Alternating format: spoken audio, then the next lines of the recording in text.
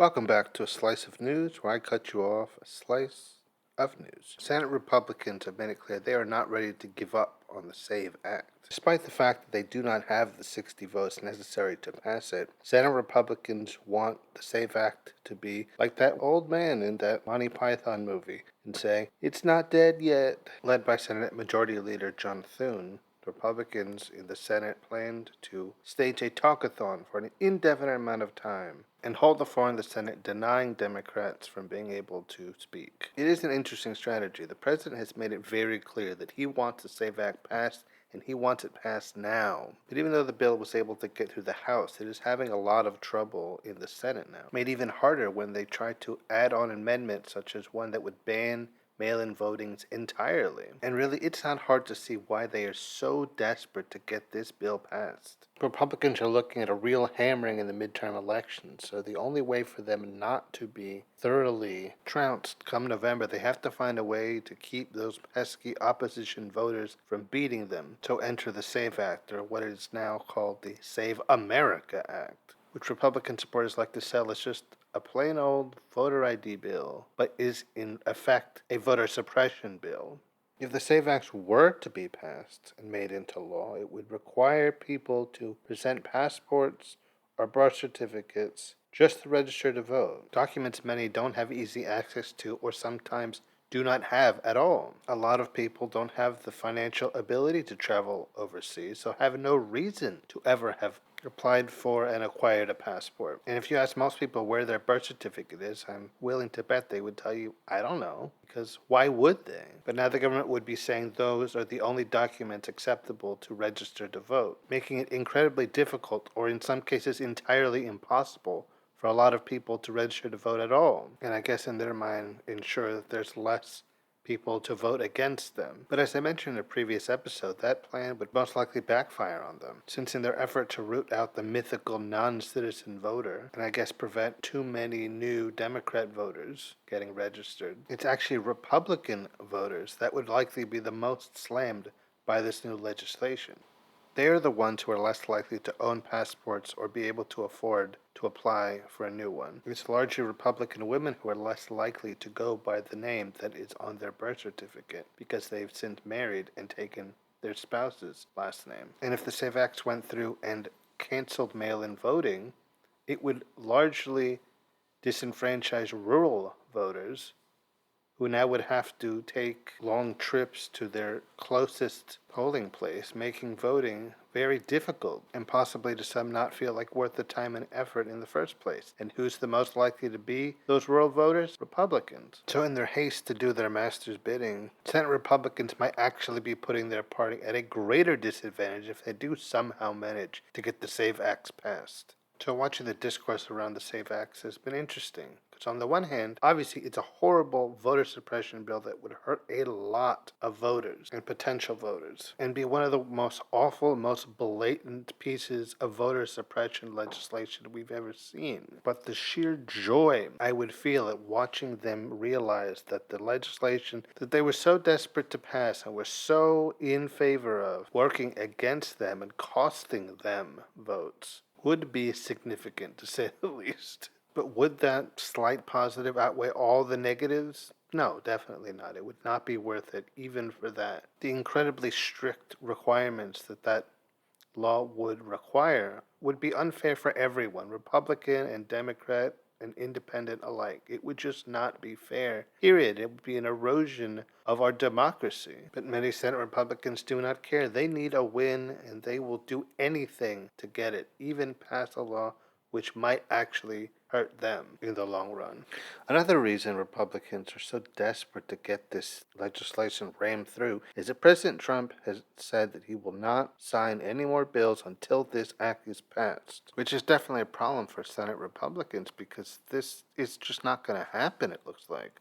So they will try anything, including just doing a bunch of talking to keep Democrats from being able to do the same. Just anything to give him what he wants and to get him back to signing bills for them. Republicans are becoming more and more desperate, and it shows. This bill just isn't passing, and I think they know it. They could put this bill to a vote, but they know that it is going to fail. If Republicans weren't so despicable, I would almost feel bad for them. This is a pretty bad position to be in, and they know it. It's actually at a point that some Republican senators are saying they won't pass anything until their SAVE Act gets passed, which is a bit of an odd threat since that's pretty much what they do anyway, unless it's something their party already wants passed. But it seems like this hyper-fixation on getting the SAVE Act passed is just being more of an impediment to them than anything else. No amount of digging their heels in is going to change that, I don't think. I think at this point the only hope they have of passing this bill is to end the filibuster, and that's something they are simply unwilling to do. Partially because we'd be upending decades of pro-filibuster Republican positioning, but also because they know that if they did that, it would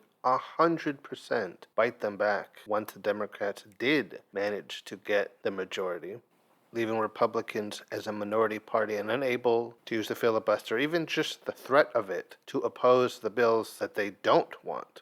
That has been called the nuclear option for a reason. It would be damaging to everyone, so it's realistically rarely even considered. They can't get this bill passed. That's just the reality. They do not have the votes to get it passed. But since they're really feeling pressure from the top to get it passed no matter what, and that just isn't going to happen, Senate Majority Leader John Thune has to at least appear like he's trying to make it go through by putting it out there for a vote, even though he knows it will not pass with the votes that they have. I suppose in some sense it's a strategy. They can just say, see, it's the Democrats' fault. We could have passed it, but the Democrats are obstructing and they just love illegals voting. So they hate voter ID and that's why they won't pass the SAVE Act, which of course is not true, but it plays well with their base because that's what they are told to think. So maybe Senate Republicans are hoping to spin this failure in their favor. The reality is it's a very unpopular bill. So unpopular, there are even some Republicans who are against it, to a point that some are saying that even if somehow they triggered a simple majority, they still could not get it passed. When you really get down to it, all of this hinges on the idea that the only reason Democrats make big wins is because non-citizens are voting, and voting Democrat. So as a result, there has to be some sort of voter ID or something similar passed to keep them from unfairly skewing the results. But of course, there is not and has never been any actual evidence to support that claim. Republicans don't lose elections because illegals are voting. They lose elections because more Democrats vote for their opposition candidate, and the Democrats win the elections that way.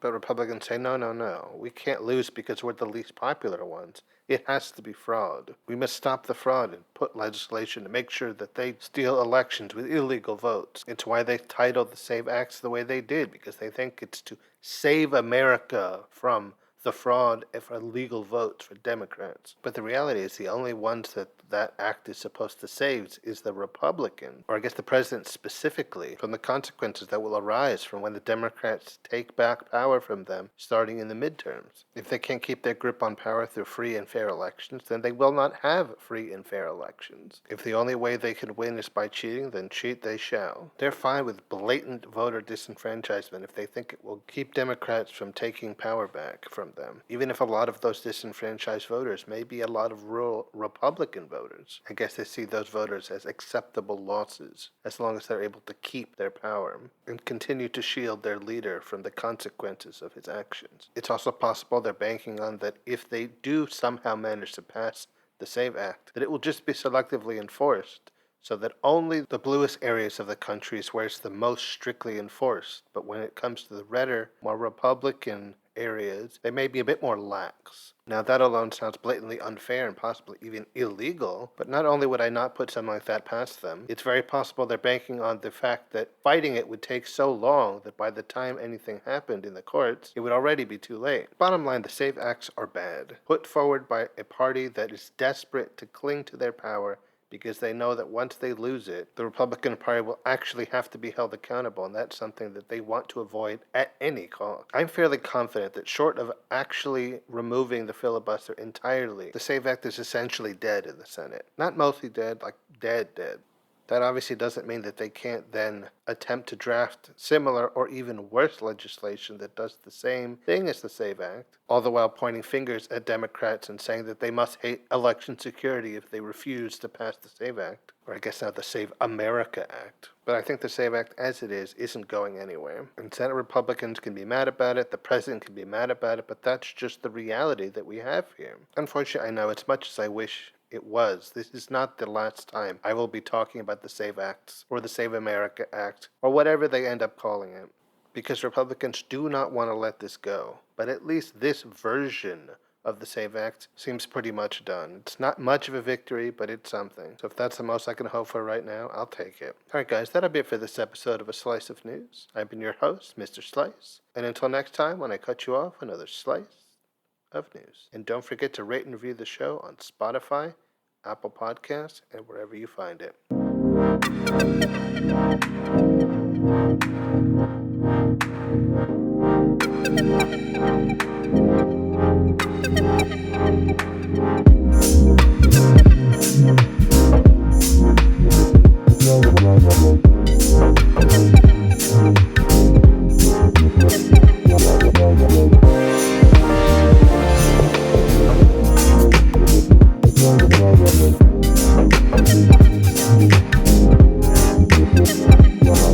Yeah.